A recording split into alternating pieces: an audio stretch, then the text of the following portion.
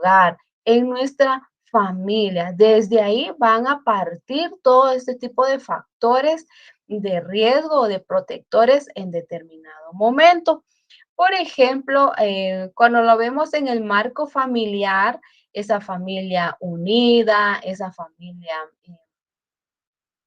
feliz o esa familia disfuncional, esa familia donde ha pasado procesos de rupturas matrimoniales, separación matrimonial, divorcio, parejas, un círculo rodeado de violencia, una violencia de género, esa violencia que tiende a afectar a ambos géneros.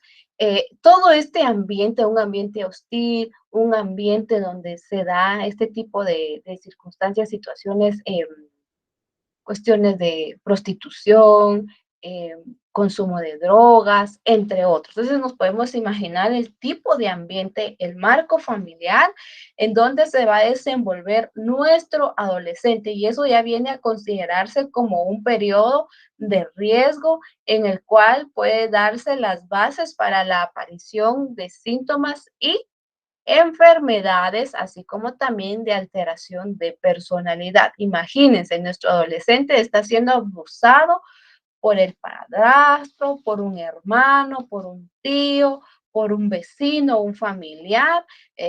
Pueden decir, ay, tan exagerada, suele pasar, esto lamentablemente suele pasar, por eso yo recomiendo mucho, cuidemos a nuestros niños, a nuestros jóvenes, hombre, mujer, ambos llevan el mismo riesgo. Entonces, tampoco hay tan desconfiada, todo suele pasar. Entonces, ¿a qué voy con este tipo de factores?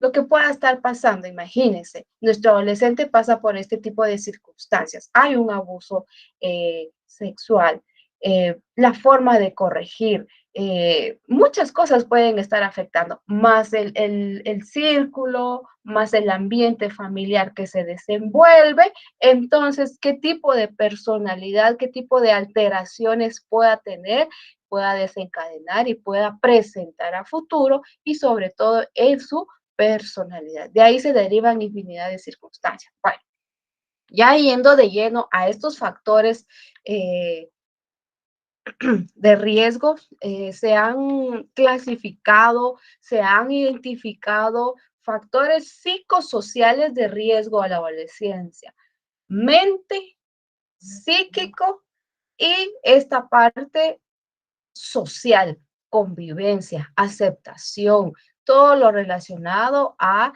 esos pequeños grupos sociales, afines, educación, laboral, familia, entre otros. Entonces, se ha tomado en cuenta toda aquella insatisfacción, esas necesidades psicológicas básicas, es necesario, es básico en este tipo de proceso de la adolescencia, donde tiene que satisfacer, donde tiene que llenar. Por eso dice insatisfacción y necesidades psicológicas básicas. ¿Qué tipo de insatisfacción se pueden ver, se pueden reflejar? Necesidad de la autoafirmación, independencia, relación íntima, personal y toda aquella aceptación grupal. Entonces vemos que son varias circunstancias, varios aspectos que tornan sobre este tipo de factores. Pero antes de poder ver específicamente que se pueda dar este tipo de aceptaciones o insatisfacciones o satisfacciones, como queramos verlo, surge y conlleva lo que son los famosos patrones inadecuados y de educación, bueno, patrones inadecuados de educación y crianza. Y vamos un poquito al revés, como el cangrejo.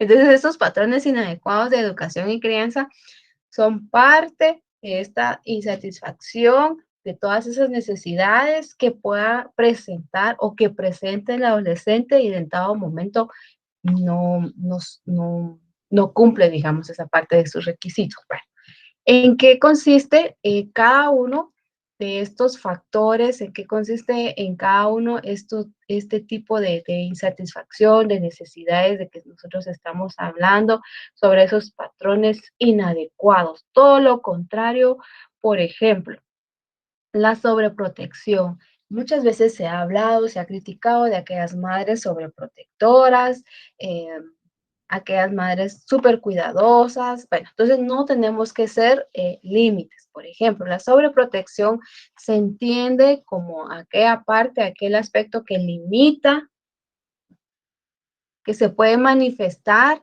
de una manera ansiosa.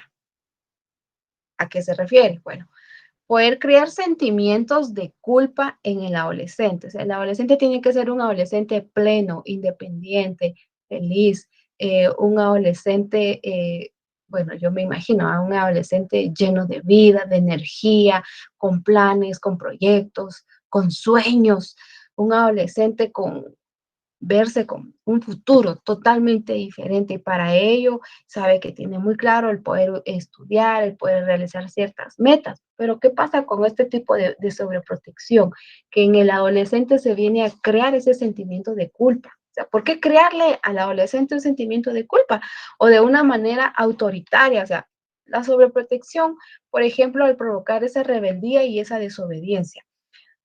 Cuando surge un padre de familia, una madre, porque sabemos que no existe una escuela para papás, que nos digan un manual, mire, así va usted a educar y a corregir a sus hijos, papá y mamá, estas son sus funciones estrictas, hay un protocolo, hay una regla, qué es lo que hacer, paso uno, paso dos, paso tres. No, no hay. Hay una escuela para padres, lamentablemente, en tribunales, cuestiones de justicia, niñez y adolescencia, en donde suelen darse temáticas para padres de familia, cuando ya sus niños están en un proceso, sus adolescentes en un proceso de niñez y adolescencia, donde está la intervención de la ley de Guatemala, instituciones, Procuraduría General, procesos de seguimiento, Secretaría de Bienestar Social, lamentablemente, pero es todo lo contrario a una escuela para padres. Lo que quisiéramos, bueno, ¿cómo hacer? ¿Por qué no voy a sobreproteger? No le voy a dar esa sobreprotección a mi hijo porque no, yo no quiero pasar otro tipo de situaciones que en algún momento pueda presentar algunos inconvenientes en su futuro, en su personalidad. Ahora, eh, la sobreprotección hace ver una vida fácil. Bueno, el adolescente debe de ser independiente, ok, pero ¿qué pasa con una sobreprotección? Al adolescente se le hace ver esa vida fácil, cómoda, donde papá y mamá resuelve todo, donde hay una exentra o hay una parte de riesgos, mucho ojo, cuando el padre los hace anormalmente dependientes para tenerlos cerca. ¿Qué viene a pasar? Es que lo tengo que cuidar, tiene que estar ahí. Eh, esta parte, entonces, no es bueno la sobreprotección. Cuando mamá mucho amor derrocha, no es bueno. Hay un parámetro normal, porque ya sabemos que es lo que suele pasar inconscientemente eh, en la vida del adolescente. Tal vez mamá, papá no lo hace desde ese punto de vista, pero psicológicamente va a tener ciertas limitantes, va a tener ciertos inconvenientes. Esa es la parte de la sobreprotección. ¿Qué pasa con el famoso autoritarismo?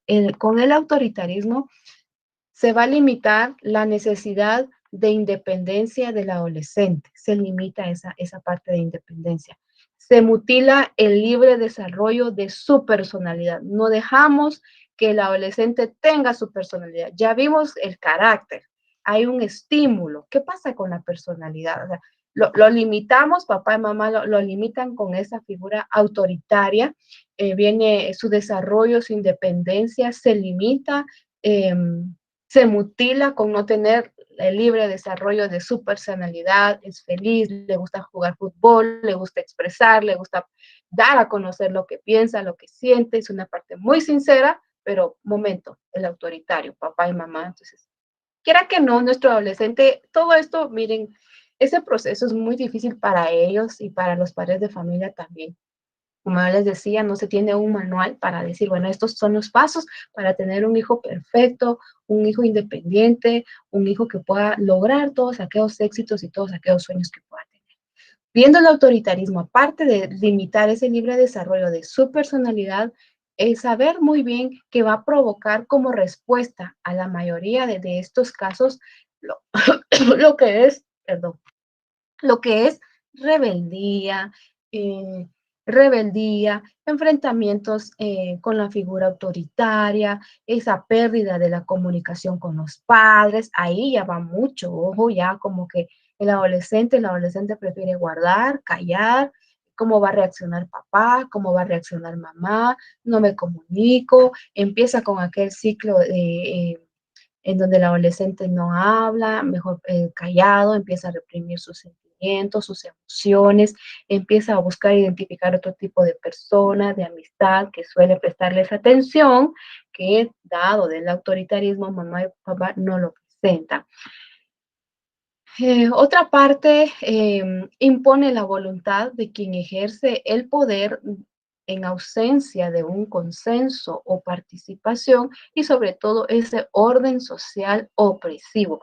Todo lo contrario a un desenvolvimiento de un adolescente libre, independiente, que tenga la comunicación de mamá y papá, me gusta tal chica, quiero hacer esto, mi cuerpo está cambiando, mi cuerpo está creciendo, estoy sintiendo emocionalmente, me siento así, máximo si hay acné, su autoestima baja, hay muchos factores dentro de la adolescencia y por eso se marca mucho en este tipo de factores y cómo lamentablemente estos patrones de crianza eh, tornan a ser de una manera negativa. ¿Qué pasa con esta parte de, bueno, agresión?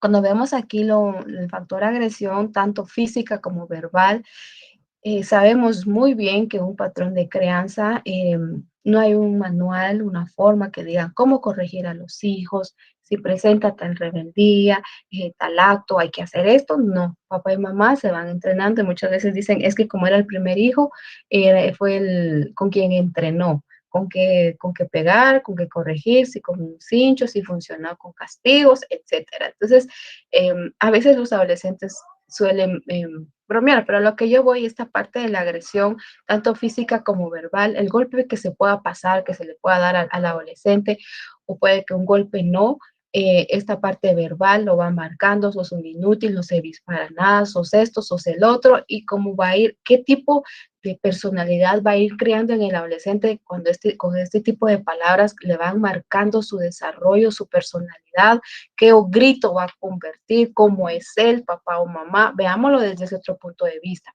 Entonces, la agresión, la manera esta de la integridad del cuerpo, el adolescente, físico, verbal, psicológica, todo lo que queramos ver, la autoimagen, qué autoimagen va a crear esta parte de poder dificultar en gran medida la comunicación.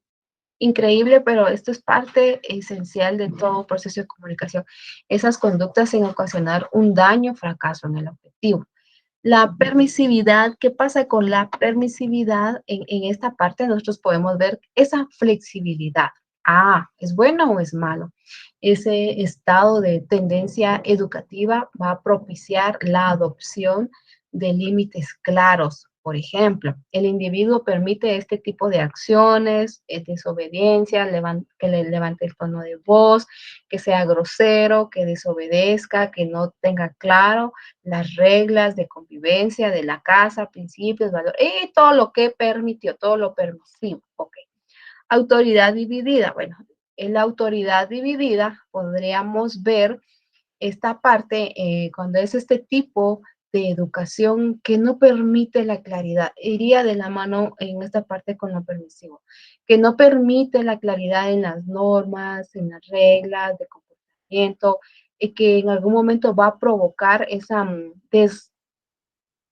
desmoralización de las figuras familiares responsables de la educación. Los padres de familia, la persona encargada del niño o del adolescente juegan un rol muy importante en cuanto a estos patrones de crianza, en cuanto a estos factores, lo que puede desencadenar en el proceso de adolescencia y toda la personalidad que pueda ir adquiriendo día con día. ¿Qué pasa con una sexualidad mal orientada? ¿Qué podríamos ver de esta sexualidad mal orientada? Bueno, creo que este tema da mucho para poder ampliarlo en cuanto a este tipo de situaciones. Una sexualidad mal orientada cuando se puede dar o pasa por la presencia de perjuicios. Sabemos que hay perjuicios, hay mitos, hay tabú, que no se puede hablar de una sexualidad, no se puede hablar de sexo. Bueno, y esa es otra parte, sexualidad, sexo, sexología, ¿es lo mismo?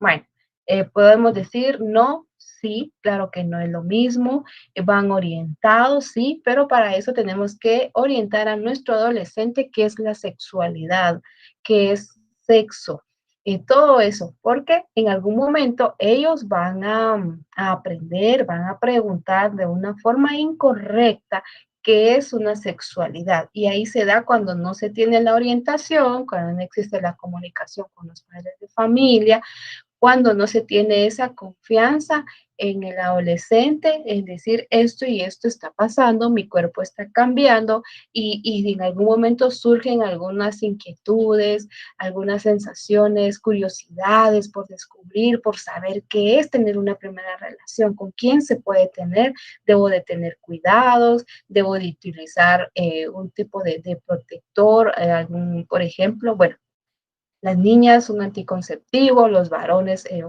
protegerse de utilizar un preservativo lejos de un embarazo, una enfermedad de transmisión sexual. O, hay muchas cosas que se pueden dar. Entonces, la sexualidad mal orientada específicamente, comunicación. Es una esfera que está restringida y el adolescente busca por otros medios información. No son los idóneos, está el Internet, infinidad de información puede encontrar nuestro adolescente, nuestro niño. Se pueden dar problemas por el desconocimiento, la disformación y la formación de juicios erróneos en relación con la sexualidad, esa capacidad, por ejemplo, de poder sentir, bueno, ¿a qué? ¿Qué es lo que pueda sentir nuestro adolescente cuando vemos una sexualidad mal orientada? Experiencias eróticas, puede expresarse sexualmente de una forma morbosa, esta parte que va a involucrar sentimientos, amor, cariño, afecto hacia una persona, hacia una niña, hacia un niño, esos comportamientos biológicos, eróticos, físicos, esta parte emocional, social, espiritual. Bueno, pueden existir muchos tabús, mitos y esta parte espiritual a veces es una barrera, yo así lo veo, para algunas familias adolescentes suele ser una barrera en donde las familias es pecado hablar de sexualidad, de sexo, es pecado, esto no se habla en casa, eh, hijos de pastores, hijos de personas religiosas, no voy en contra de una religión, lo aclaro, pero se da estos casitos en donde como papá y mamá, no, yo no puedo hablar esto, yo voy y busco y vean la información en un lugar erróneo con la persona errónea. Entonces, esto torna a ser parte de esta parte espiritual. Bueno, el ser humano tiene una sexualidad reproductiva, sí, el ser humano, bueno, casos adolescentes, así chavitos, un casito así cercano, tenía su novia y la idea es que el joven empezó a experimentar estas sensaciones que estamos hablando de su sexualidad, como no había comunicación y todos los factores que ya vimos decidió, bueno, hacer vida, casarse con adolescente, gozar de estos placeres, de esta parte emocional, de todo el sistema reproductivo. No a la pareja de adolescentes no se les orientó esta parte de reproductividad, padres de familia a temprana edad. Puede que el adolescente, sus órganos, háblese, por ejemplo, de un útero, eh, los ovarios aún no están formados a un 100%, su cuerpo no está en capacidad para poder traer un bebé, apenas está pasando ese proceso de adolescencia a una etapa de mujer, muchas cosas. Entonces, ahí vamos con esta parte de sexualidad reproductiva, orientar a nuestros adolescentes, su método, cuidados. Se dice abstinencia, los jóvenes no van a llegar a una abstinencia, siempre lo van a terminar haciendo, puede que no con el amor de su vida, van a ir con una sexo servidora, le va a enseñar este tipo de situaciones. Papá, mamá puede orientarle cómo puede ser su primera relación, entre otros. O sea que este tema vemos que se da para hablar de infinidad de cosas.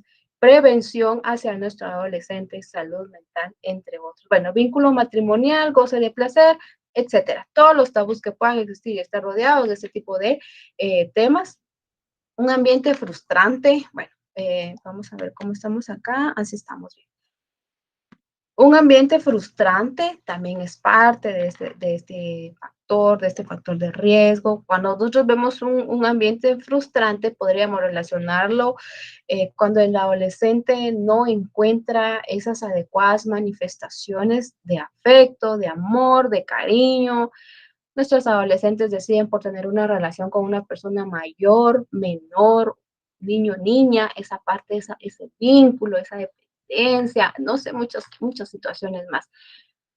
Sale por esta parte de ambiente frustrante, manifestaciones de afecto, cariño, cuando hay una censura inmotivada, está frecuente hacia determinada persona, cuando se reciben constantes amenazas. Bueno, por ejemplo, nuestro adolescente está siendo abusado, hay amenaza por parte de la persona que lo hace. Si hablas, voy a hacer algo a tu mamá. Si decís, entonces esta parte cómo puede manipular a nuestra víctima también. Bueno, castigos, intromisiones en su vida privada, bueno, crianza, no se corrige con vara, con cincho, corrigen con chicote de caballo, o sea, con otros medios, castigos, cuestiones así bien fuertes. Hoy no comes, te quedas encerrado en este cuarto, o sea, muchas cosas que pueden crear y cambiar la personalidad y el mundo y el futuro de nuestro adolescente. Este es el factor específicamente de inadecuadas de educación y creencia, pero también tenemos, o sea, se han identificado, la verdad, las fuentes bibliográficas que nos hacen ver este riesgo social de los adolescentes o del adolescente con los factores sociales, ambientales que puedan conducir a los resultados negativos. Todo lo que está relacionado a un ambiente siempre va a conducir a un resultado negativo, una conducta inapropiada. Por ejemplo, si yo veo, identifico lo que es un inadecuado ambiente familiar. Cuando yo digo un inadecuado ambiente familiar, bueno, a mi mente pueden venir infinidad de ideas, de pensamientos, un ambiente con un ciclo de violencia, un ambiente, una familia disfuncional, consumo de alcohol, consumo de drogas, estupefacientes, o puede imaginarse uno, em, maltrato infantil, o sea, muchos aspectos podemos nosotros imaginarnos, pero ¿a qué nos referimos con esta parte del inadecuado ambiente familiar? Cuando la familia es disfuncional, ahí vamos con los disfuncionales, los tipos de familia. ¿Qué dice el sistema de niñez y adolescencia? La familia disfuncional no cumple con esas funciones básicas, no quedan claras lo que son las reglas de la familia, del adolescente, los roles familiares, tanto papá, mamá, los hermanos, no hay roles familiares, se dificulta el libre y sano desarrollo de la personalidad del adolescente. Mm, Es necesario que exista un soporte familiar abierto, capaz de asimilar estos cambios requeridos para la individualización del adolescente. El adolescente no lo encuentra, ve otra familia, la familia del amigo, de la amiga, empieza a recurrir de una manera más constante, de repente a esa familia llegó otro tipo de personas a dañar su integridad. O sea, aquí se corre mucho riesgo. Pertenencia a grupos antisociales da la misma situación en esta parte de ambiente disfuncional, familia disfuncional. Lo que menos quiere nuestro adolescente es estar en casa. Suele salir, busca, y acá es donde se da, bueno, reclutamiento de grupos antisociales, pertenencia a grupos antisociales, venite, sos mi amigo, te presto atención y tan bonito estar aquí con un amigo, con una amiga, de repente consume, o puede venir otro tipo de circunstancias. La pertenencia a grupos antisociales, específicamente este factor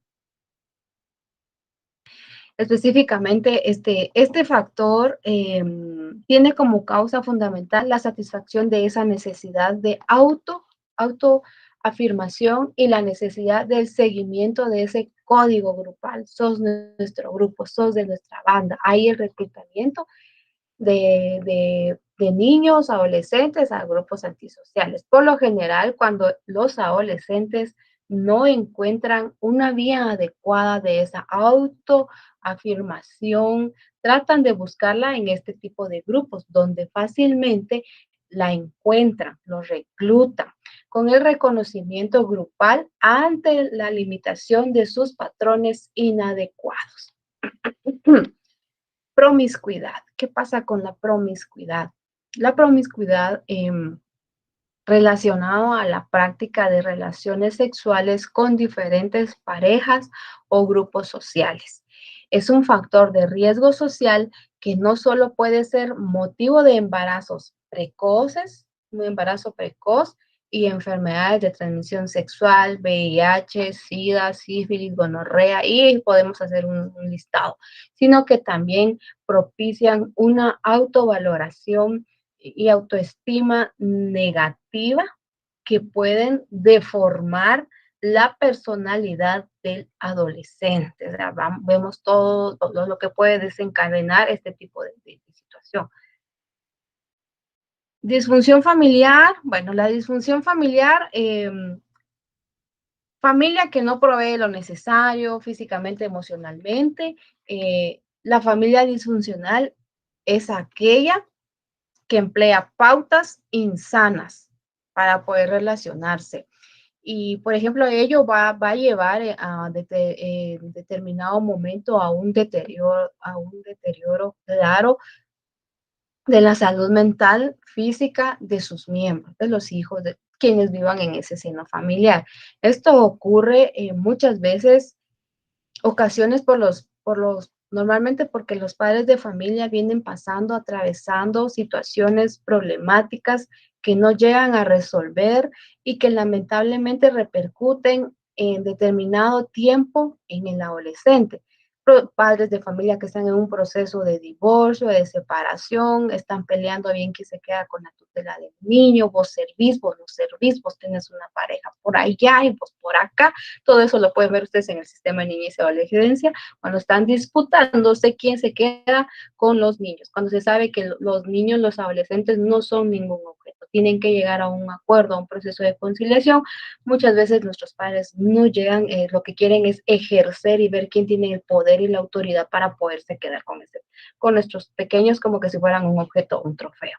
Acá, en este proceso de disfunción familiar, pueden darse muchas situaciones donde ellos están en esta parte que sí, que no, que aquí, y nuestros pequeños en medio, están en riesgo, son la población más vulnerable. Ok, abandono escolar y laboral, voy avanzando por el tiempo. Perdón. Abandono escolar y laboral. ¿A qué vamos con esta parte? El abandono, bueno, específicamente, este hecho provoca que el adolescente se haya, bueno, se desvincule de este proceso, se halle un proceso de desvinculación de la sociedad y no encuentre la posibilidad, esa posibilidad de una autoafirmación positiva, al disminuir las posibilidades de poder comprobar sus destrezas, de poder aprender, de poder llegar a esas destrezas que le permitan enfrentar los problemas y asumir responsabilidades en determinado momento, el hecho de entregar mi tarea, presentar una exposición, entregar una maqueta, es su responsabilidad hacerlo, seguir instrucciones. Entonces, el no tenerlo tiene a provocar este factor,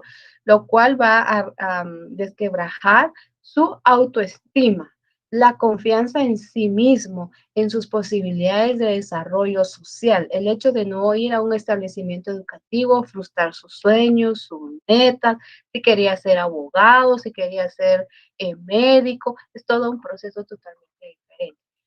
Vemos lo que viene a ser un bajo nivel escolar, cultural y económico.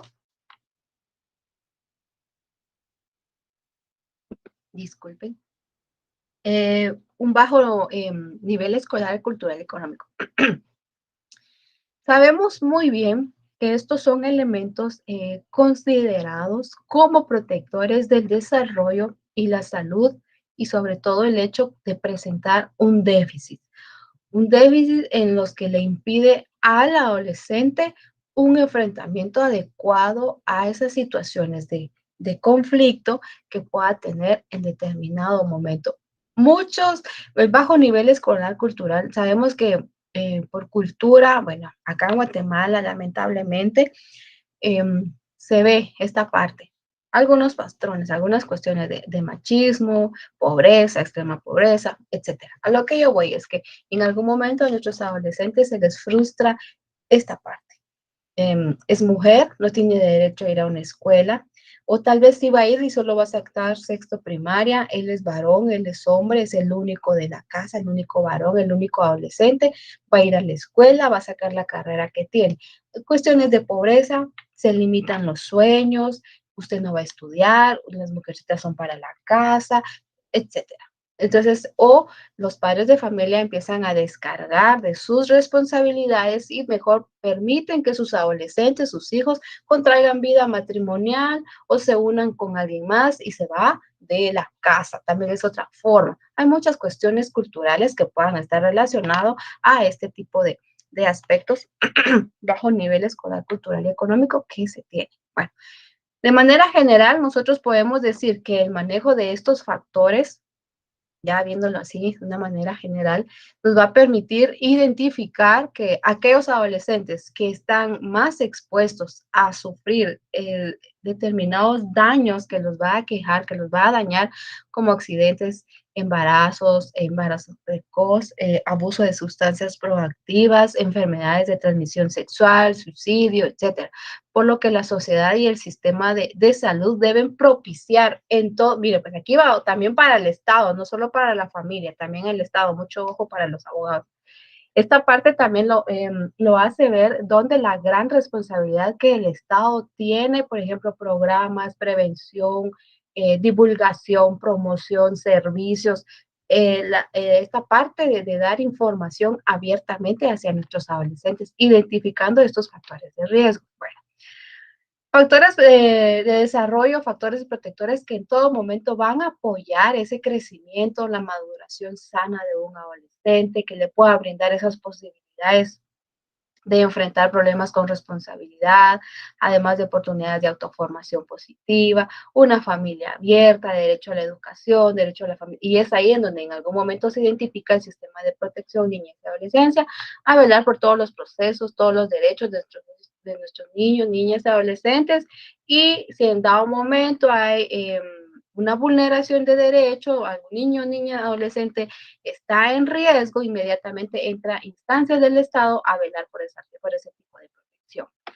Ok, una vez vimos ya los factores de riesgo, sabemos muy bien que si se presentan algunos factores psicosociales de riesgo, independientemente, en algún momento va a existir o se viene sobre la línea de lo que viene siendo el proceso de victimología. ¿Qué es una victimología? ¿Qué es una víctima? ¿Qué es la revictimización? Bueno, la victimología nosotros tenemos claro que es el estudio del modo de que una persona se convierte en víctima. Yo soy víctima, fui parte de un abuso, de un acoso, soy víctima. Ok, así como de las estrategias de prevención y de reducción de la misma, así como ese conjunto de respuestas sociales, jurídicas, asistenciales, tendientes a la reparación, a la reintegración social de la víctima, esa reparación, esa reintegración del daño que me ocasionó determinada persona, determinado individuo, etc. Factores protectores, ya vimos muy bien los de riesgo, ahora vamos a ver los protectores, cómo yo puedo proteger, qué factores se dan en el individuo, en la persona. Por ejemplo, en los factores protectores, bueno, son todas aquellas características que se pueden detectar, poder potencializar, miren, todo lo contrario, ¿verdad? Lo que veíamos, poder potencializar y desarrollar en el sujeto, en la familia, en un grupo, en una comunidad, esos potenciales que se puedan tener, favoreciendo ese desarrollo humano, oportunidades de educación, el mantenimiento, la recuperación de la salud en el sentido amplio de lo biológico, lo psicológico y lo social, asistencia médica, asistencia social, apertura de clínicas con espacios terapeutas psicológicos, psiquiatras, el acceso a esos servicios, podemos hablar infinidad. Contrastar los posibles efectos de los factores de riesgo que se puedan tener, prevención, em, conductas de riesgo, reducir la vulnerabilidad, ya sea de una manera general o específica. ¿Quién es nuestra población vulnerable a este tipo de situaciones? Nuestros niños, nuestros adolescentes, que es donde inicia todo ese proceso, todo ese crecimiento, ese proceso de personalidad, entre otros. ¿Qué factores protectores tenemos? Bueno, ¿cómo poder canalizar este tipo de situaciones? Bueno, canalizar positivamente la curiosidad, explicarle qué es lo que pasa con el cuerpo, con el desarrollo, qué sensaciones puede sentir, empoderar la información, o sea, tornar todo lo negativo a positivo, comunicación, afecto, familias ya no disfuncionales, sino que familias que cumplan, como dice la ley, el objetivo de una familia, brindar amor, abrigo, cariño, educación, alimentación, etcétera. Esos valores integrales, eh, sociales, inculcarlos en nuestros adolescentes, esas habilidades sociales que cada uno de ellos pueda tener, potencializarlas, la comunicación asertiva, ya sabemos muy bien, hemos estado hablando de comunicación asertiva. ¿Qué es lo asertivo? Comunicación asertiva, por ejemplo, enseñarles a nuestros hijos, lejos de tener la comunicación, ser personas honorables, sinceras, honestas, quitar todo lo negativo, lo mentiroso, lo envidioso, todo. No. Una asertiva es una persona afiable, una persona que inspira confianza, derivado a lo asertivo que ha venido siendo. Pasatiempos con nuestros adolescentes, áreas recreativas, estamos en tiempos de pandemia, pero ir buscando esos lugares. Sabemos que no toda nuestra niñez va a tener este tipo de oportunidades, eso yo lo tengo muy claro, eh, y lamentablemente están en riesgo. Resiliencia, la resiliencia es todo ese proceso de volver a la normalidad. Nuestra adolescente fue parte de un proceso de abuso sexual, ahora tiene un plan terapéutico, apoyo psicológico, etcétera, y ha ido saliendo de este proceso, la resiliencia que me permite retomar mis actividades y volver a la normalidad y hacer de cuenta como que si no hubiese pasado ese daño a la integridad, ese daño físico, psicológico que en determinado momento se dio. ¿Es un tiempo? Claro que sí, es un tiempo. Para ellos es una parte difícil, pero no imposible. A eso vemos con lo que específicamente nos habla la resiliencia. Es así como hemos llegado ya prácticamente a nuestra etapa final del día de hoy. Voy a tener a bien poder leer las siguientes preguntas.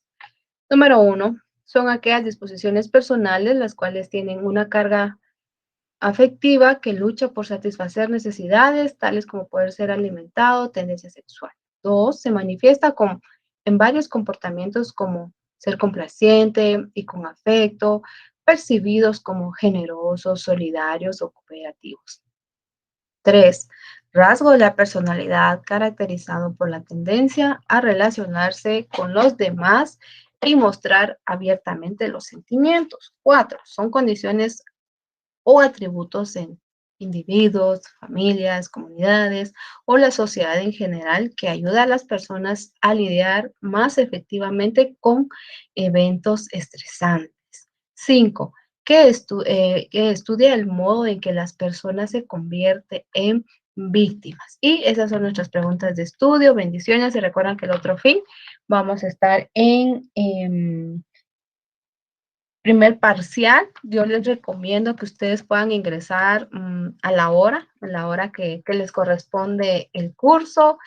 Ingresen en su horario, ingresen su carnet, ingresen a través de su correo electrónico, o sea, hagamos todos los pasos para no tener ningún inconveniente y les sugiero terminar su examen 5 o 10 minutos antes del horario que tenemos, porque recordemos que si lo enviamos nosotros terminamos por ejemplo, a la 1:45 y usted lo envía a esa hora, el portal ya no se lo va a aceptar. Entonces, enviémoslo minutos antes, por favor, para no tener ningún inconveniente, porque si no, después seríamos a un extraordinario. Entonces, nos evitemos, ingresemos a la hora que es, con nuestro carnet, con nuestro correo electrónico y enviémoslo minutos antes. Esto ha sido todo por hoy. Dios me los bendiga. Feliz día. Bendiciones y nos vemos en nuestra próxima sesión. Buen provecho. Hasta pronto.